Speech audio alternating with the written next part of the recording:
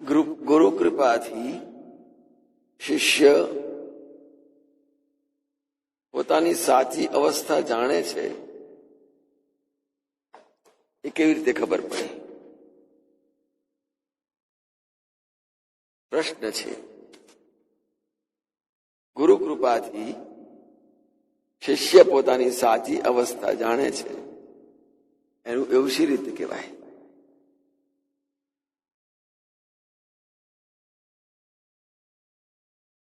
એને ખબર કેવી રીતે પડે? તો કહે છે કે કોઈ હાથીને સ્વપ્નમાં સિંહ આવે, સિંહનું સ્વપ્ન આવે કોઈ હાથીને, અને એને જોઈને તરત જાગી જાય. સિંહનું સ્વપ્ન આવે હાથીને તો પણ ઊંઘમાંથી જાગી જાય, જોઈ લે આજુબાજુ, સાચું તો નથી. તો જેમ સિંહનું સ્વપ્ન આવતા સિંહ જાગી જાય છે, એવું જ શિષ્યને જોતા જ, સિંહને જોતા જેમ હાથી જાગી જાય, એમ ગુરુની કૃપા, પૂર્ણ કૃપાથી, પૂર્ણ કૃપાની દ્રષ્ટિથી શિષ્ય પોતાના અજ્ઞાન નિંદ્રામાંથી જાગીને સાચા જ્ઞાનની જાગૃતિ મેળવે છે. આ વાત ચોક્કસ છે. શિષ્ય સ્વયં જાગ્રત થઈ જાય ગુરુને જોતાની સાથે, ગુરુ મળતાની સાથે.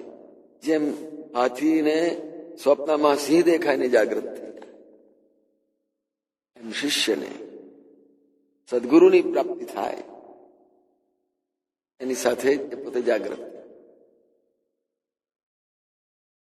એ ક્યાંય બીજે ન અટવાય. તો ગુરુ શિષ્યનો આ સંબંધ એ જ્ઞાનનો સંબંધ છે, અને જ્ઞાન સત્સંગ વળી જ પ્રાપ્ત થાય. ગુરુ હંમેશા જાગૃત રાખે છે, એને સ્વપ્ને પણ ન ઊંઘવા દે. જેમ હાથીને સ્વપ્ને સિંહ આવે તો સિંહ એને ઊંઘવા દે, એમ સદગુરુ પ્રાપ્ત થયા પછી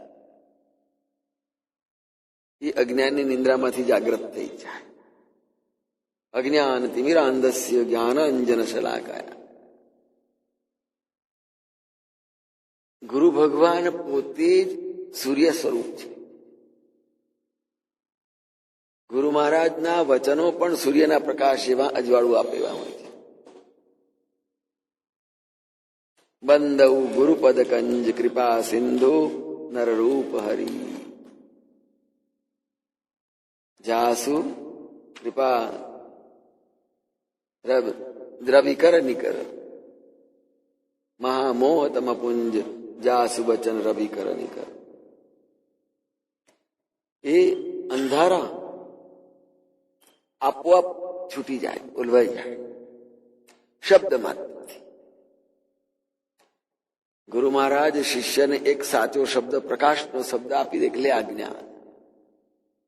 એટલે જન્મો જન્મના અંધારા હોય ને તો પણ બધા જ અંધારા અદૃશ્ય થઈ એને જાગ્રત કરી દે. તો આ ગુરુબાવનીમાં ગુરુ મહારાજે લક્ષ્મણદાસજી મહારાજને જ્ઞાન પ્રકાશ આપ્યો છે, સત્સંગના અજવાળા આપ્યા છે. અને જ્યાં સત્સંગના અજવાળા પથરાયા એટલે એના જીવનમાં ક્યારે અંધારું આવી જ ના શકે, ક્યારેય ના આવી શકે.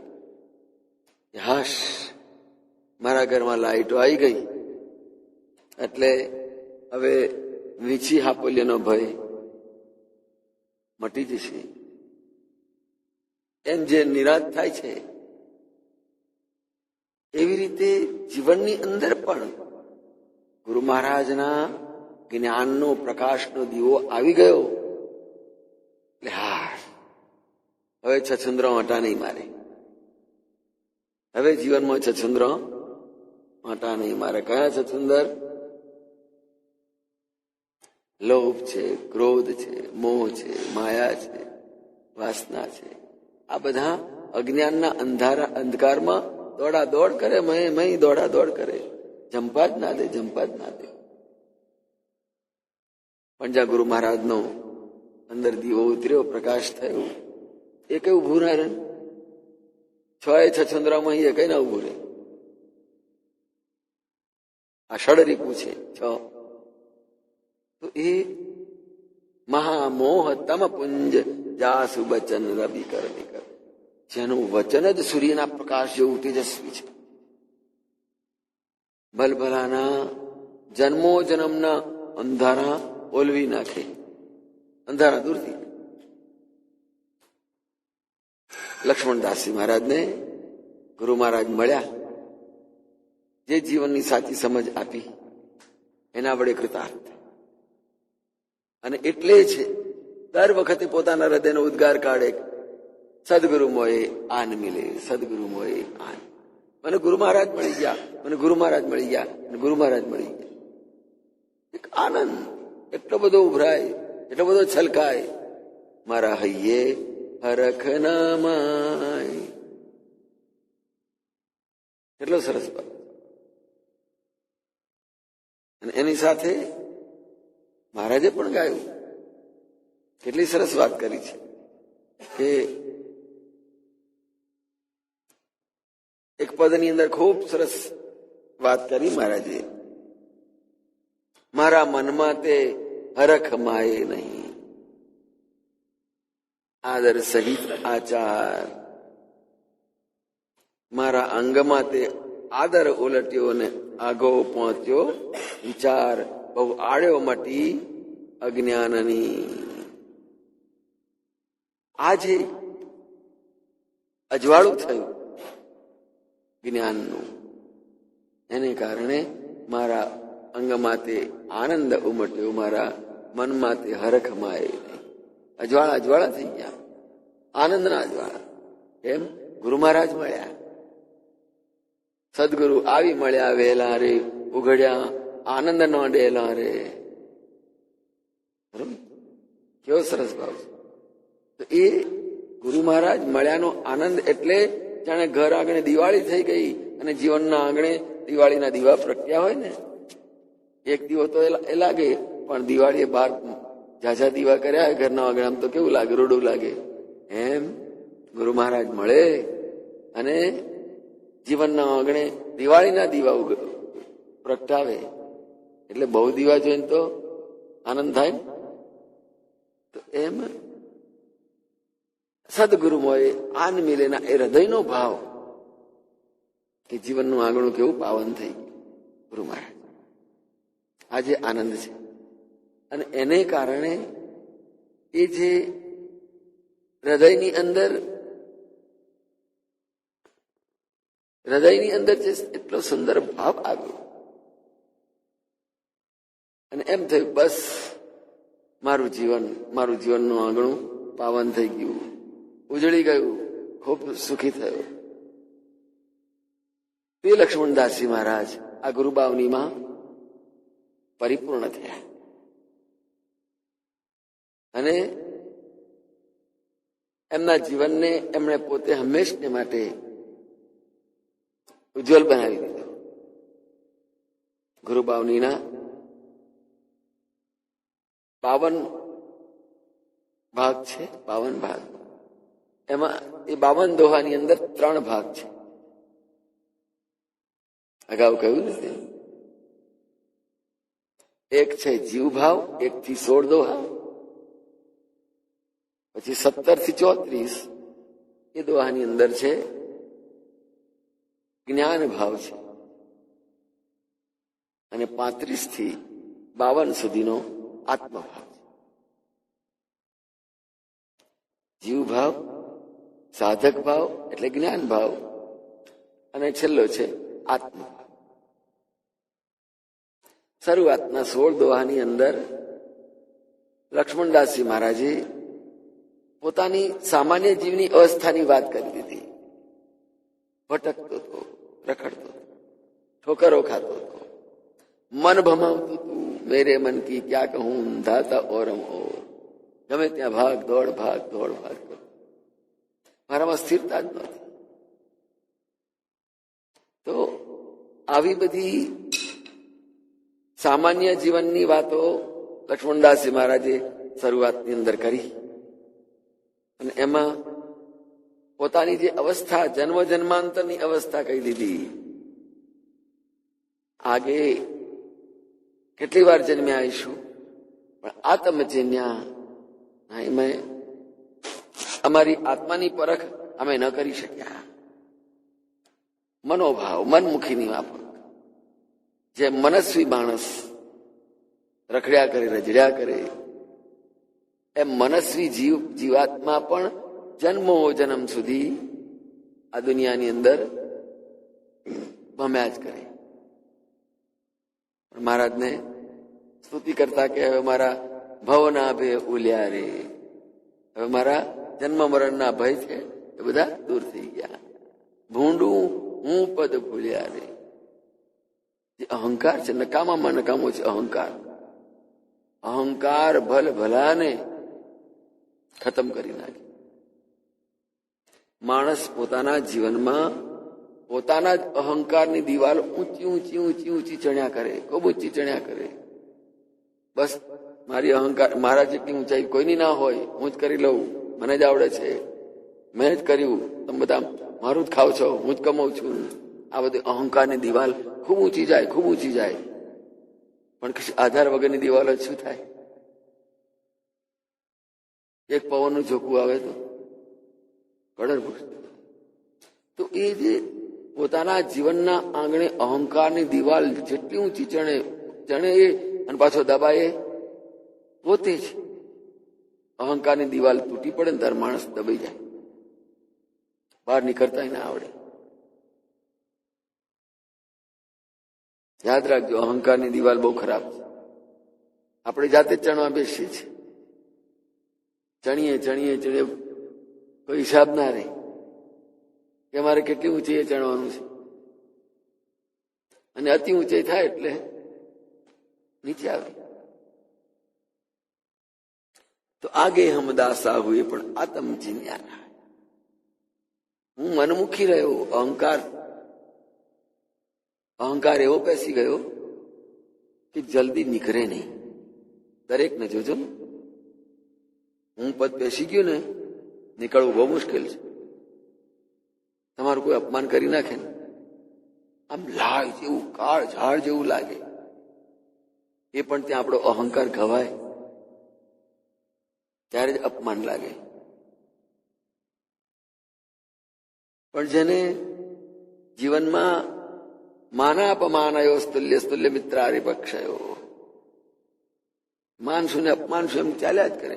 ઘરમાં ઘડિયા માણસ હોય, ઘરમાં ઘર એને બાંધ્યું હોય, બધું જ એનું આધિપત્ય ચાલતું હોય. એકવાર ઘરનો આમ મોભી હોય, પણ ગરડો થયો માંદો પડ્યા પછી એનું ઘરમાં કશું છે નહીં, કોઈને પૂછે નહીં. ત્યારે એને કેટલી એની દશા કેવી ભયંકર થઈ જાય. એનો અહંકાર, ત્યારે મારું આટલું બધું માન હતું મારા ઘરમાં, હું આવડો મોટો માણસ હતો, અને આજે મારી આ કોડીની કિંમત. એ પણ અહંકાર માણસને દુઃખી કરે છે. અહંકાર જેટલો વધારે હોય એટલો માણસ વધારે દુઃખી અને એટલો જ વધારે અશાંત. પણ સામર્થ્ય હોય, સમજતા હોઈએ, કઈ નહીં, જવા દો. અહંકારને ત્યાગ કરી ક્ષમા, તો તમે નિરાંતે શાંતિથી, આપણી પાસે છે, ભલે બે મુઠ્ઠી લઈ ગયો, કઈ વાંધો. ખેતી કરીએ ત્યારે કેટલા જનાવરા ચણી જાય એમથી, એક અક્ષરે બોલાય છે, અને પછી જે આવ્યું હતું કે હાથમાં લઈને આવ્યું હતું લઈને ઘેરાવાનું. તો અહંકાર કઈ ગયો? પછી અહંકાર નું કશું સારું, મારું લણેલું આ બધા ચણી જાય, લઈ ગોફણ ને ચારે બાજુએ છેડે છેડે હુર્રીઓ બોલાવતા, તો એ ચણી જવાના છે. મેં રોપ્યું તું આ ખાઈ ગયા, અહંકાર તોડી નાખે.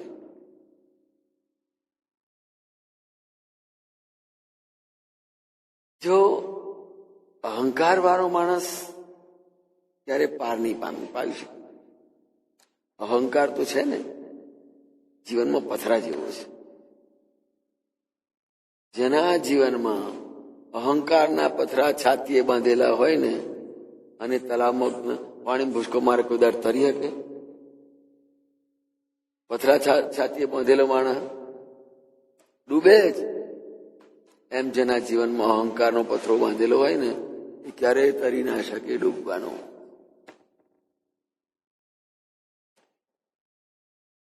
રાવણ વિદ્વાન હતો, બ્રાહ્મણ હતો, તપસ્વી હતો, ભક્ત હતો, 4 વેદનો જાણકાર હતો, અને બળવાન હતો, રાજા હતો. અહંકારે એને ઉખેડી નાખ્યો.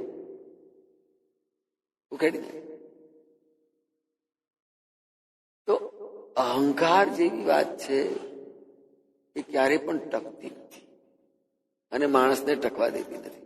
એટલે લક્ષ્મણદાસજી મહારાજે ગુરુબાવનીના પ્રારંભમાં જ, આપણે તો ઉપસંહારની વાતો કરીએ છીએ, કે આગે હમદાસા હુએ પણ આત્મ ચિન્યા નાય. પ્રભુ વિનમ્ર ભાવથી જ્યારે પણ મહાપુરુષો પાસે જાઓ ત્યારે નમ્ર ભાવથી, સેવા ભાવથી, વિવેકથી જાઓ. તદ્વિધિ પ્રણિપાતેન પરિપ્રશ્નેન સેવા કરો, પ્રણામ કરો, પછીથી પ્રશ્ન કરો, જિજ્ઞાસા આપો. અહંકારથી મુક્ત થઈને પ્રણામ કરો, સેવા કરો, અને પછી પ્રશ્ન પૂછો જિજ્ઞાસાથી. મહારાજ, મારો આવો એક સંદેહ છે, આપ દૂર કરો ને. એ જે વિનય, વિવેક અને અહંકાર વગરની વૃત્તિ, સ્થિતિ, એ આપણને ગુરુ મહારાજ શીખી લીધી છે. લક્ષ્મણદાસજી મહારાજે પણ પહેલા જ વાક્યમાં કહ્યું, પ્રભુ કેટલું ભમ્યા હશું, લક્ષ ચોરાશ આગે હમદાસ આવ, પણ આત્મ ચિન્યા નાય. મહારાજની સેવા તો કરી છે, મહારાજના સેવક બન્યા હશું, પણ આત્મા શું છે એની ખબર જ નહોતી. અમે પોતે છીએ તો અમારી ઓળખાણ અમને નથી. પુરુષોત્તમદાસજી ગાયું, પોતાનું પોતે રે પદ પ્રીછી લીધું. પોતાનું જે પદ, આત્મપદ છે એ ઓળખી લીધું. પુરુષોત્તમ પદ મારે દ્રઢ આસન કીધું. બસ આત્માનુભૂતિ થઈ ગઈ. પછી એ ઉત્તમ પુરુષ એટલે આત્મા દ્રઢ, એની અંદર ત્યાં આત્મામાં જ પોતાની સ્થિતિ બનાવી દીધી. ક્યારે સદગુરુ હોય આન મિલે તબ. પણ અહીંયા તો કહ્યું કે આગે હમદાસા હુએ પણ આત્મ ચિન્યા. આત્મા શું છે એનું ભાન જ. અરે કેવી વાત કરો છો, આપણને મૂર્ખ કે ભાઈ હું મારી જાતે મને જ નથી ઓળખતો, હું તમને કેવી રીતે ઓળખી શકું? હું મારી જાતને હું કોણ છું મને ખબર નથી. એટલે આ લોકો ગામમાં ફરિયામાં બધા શું કે છે, આ ગોંડો થઈ ગયો, એમ જ કે છે ને. એટલે તારી જાતને તું નહીં ઓળખતો, ગોંડો મૂર્ખ હોય તો કે હું છું. પણ ગુરુ વિના જ્ઞાન નહીં. અને હું ભૂલો પડ્યો છું. ગુરુજી, હું તો ભૂલ્યો પામું છું, ક્યાંય રે મુજને સમાવો ને માય રે. હરી દાસ કહે ઝાલો બાય. હવે તો બાવડું ઝાલો મહારાજ, ક્યાંક ક્યાંક ભટક્યો છું. આગે હમદાસા હુએ. ઘણી વાર આપના ભક્ત થઈશું, થયા આવીશું, સેવક બન્યા આવીશું, પણ આત્મ ચિન્યા. મન ફાવે તેમ કર્યા કરે, મન ફાવે તેમ રખડ્યા કરે. વિકૃતિઓમાં, વાસનાઓમાં કેટલાયની જોડે લડ્યા કર્યું, ક્રોધની જોડે, લોભની જોડે. અને જીવનને આવા તો કેટલાય જીવન પૂરા કર્યા છે, પણ આત્મચિન્યા. એથી આગળ કહ્યું, અમે તો આ સંસારની અંદર સંસારની માયાથી ઘાયલ થયેલા જીવ છે. ઘાયલ ગુમા જું ફિરે એસે સમજણ ગુમેદા. આવા ત્રાસથી અમે જીવન વિતાવ્યા છે, દુઃખની અંદર, પીડાની અંદર. ગુરુ મહારાજ મળ્યા છતાંય અમે એમને પામી ના શક્યા. ગુરુ મહારાજ મળ્યા છતાંય અમે પામી ના શક્યા. ઘાયલ માણસ એવો દુઃખી હોય, એને કઈ સૂઝે જ નહીં. અરે આશાઓ તૃષ્ણાઓ એમને મારી નાખ્યા. આશા તૃષ્ણા માર લિયા. અને કેટલી આશા તૃષ્ણાઓ સાથે રખડ્યા, ભટક્યા, ક્યાં ક્યાં દૂર સુધી નીકળ્યા. કેટલી તૃષ્ણાઓએ માર્યા. નિરાશા મેરી બા. અને આખરે બધે રખડી રખડી નિરાશ થઈને પાછા આવ્યા. તો આમ માનવ જીવન, સામાન્ય જીવન આવું છે. ગુરુ મહારાજ લક્ષ્મણદાસજી મહારાજે આપણા બધાની વતી રજૂઆત કરી છે. આવા પામર જીવો છે અને ભટકી ભટકીને હજુ સુખી થઈ છે. અને આશા તૃષ્ણાના માર્યા એવા મારેલા એ બિચારા ઉભા થઈ જ ના કે કશું બોલી ના કે માયાનો માર ખા ખા કરે અને હતાશ થઈને જન્મના જન્મો જન્મ વિતાઈને પાર ઉતર્યા હોય. ભારે ભારે ખમ થઈ ગયું હોય. નિરાશાનું જીવન. ક્યારે સદગતિની આશા ના, કે કોઈ અજવાળું ના દેખાય, આશા ના રાખવાની. નિરાશા મેરી પાસ. અને જો આપ મળ્યા હોત તો આગે હમ ऐसा कर जानते, એક સંસાર અને એક હમ. પણ શું કરે, કજા કસોટી. એટલી બધી નિરાશા વ્યાપી ગઈ કે આટલું બધું કરી છતાંય આ જો ગુરુ મહારાજ મળી જાય તો તમારું જીવન ફરી પાછું પ્રકાશવાન અજવાળવાળું થઈ જાય. તો આમ કહેતા લક્ષ્મણદાસજી મહારાજે કહ્યું, હું મારા મનની કઈ વાત કરું, શું કરું? મન જ એવું તોફાની છે, મેરે મન કી ક્યાં કહું. એની ભાગદોડ મળતી નથી. પણ જયારે ગુરુ મહારાજ મળ્યા, સદગુરુ મોએ આન મિલે તબ ચિત્ત બેઠા એકઠો. ભ્રમિત ચિત્ત છે, ચિત્ત ભમ્યા જ કરતું હોય, જેને ચિત્તભ્રમ થઈ ગયો હોય એવો માણસ રખડ્યા જ કરે. ભાંગ પીધી હોય ને પછી સાયકલ પર બેઠો હોય અને કે ઓફિસે જવું છે. હવે ઓફિસની ચારે બાજુ સાયકલથી આંટો મારતા હોય, આગો ખાસ ઓફિસે પહોંચવાનું છે, મોડું થાય છે, ચક્કર જ માર્યા કરતો હોય તઈ નહોતી.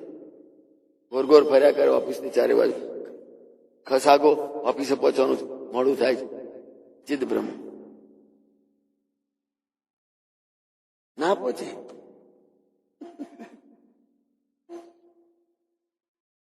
તો સદગુરુ મોએ આન મિલે તબ ચિત્ત બેઠા એકઠો.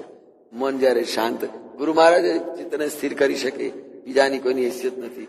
માણસનું પોતાનું મન, પોતાનું ચિત્ત પોતે ઠેકાણે ન રાખી શકે ને. કેટલી વાર કેવું પડે ને, એટલે આ ચિત્ત ઠેકાણે રાખ. કઈ ચિત્ત ભમ્યા છે, ટોકવા પડે છે ને, ટોકે છે ને કોઈ વાર. તો